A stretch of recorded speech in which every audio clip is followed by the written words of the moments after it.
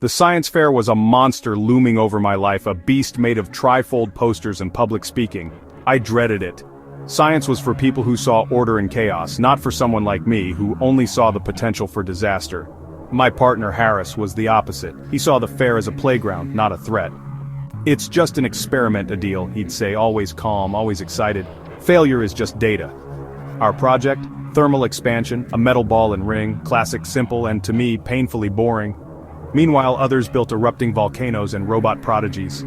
Our project felt invisible. Anxiety followed me everywhere, making me feel like an imposter next to Harris's confidence. I was convinced that come fair day, everyone would see right through me. The week before the fair was a blur of construction and nerves in Harris's garage. Harris built, I held tools and tried to look useful. I pushed for a flashy poster, but Harris insisted the science should grab their attention. We compromised: clean blue, crisp text, no glitter. Practicing our presentation, I stumbled through the why, while Harris explained the physics with ease. The night before, our project stood ready. Simple, solid, and to me, underwhelming. Harris was proud. I saw only flaws. I barely slept, replaying my lines and picturing every way I could fail. The science fair monster felt bigger than ever. The gym was transformed: color, noise, and dazzling projects everywhere. Kevin's robot solved cubes. Maya and Chloe's volcano looked ready to erupt. Our display felt tiny, a whisper among shouts.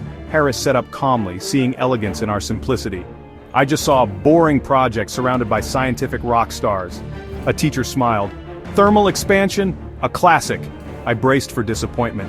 Judges circled, clipboards in hand. My heart pounded as I rehearsed my lines, terrified I'd freeze. I wanted to disappear. The judges arrived, Mr. Davison and Miss Garcia, serious and expectant. Harris explained our hypothesis with quiet authority, making it sound important. My turn. I demonstrated the ball passing through the ring, then heated it. "This matters in engineering. Bridges, tracks, they need room to expand," I managed, voice trembling.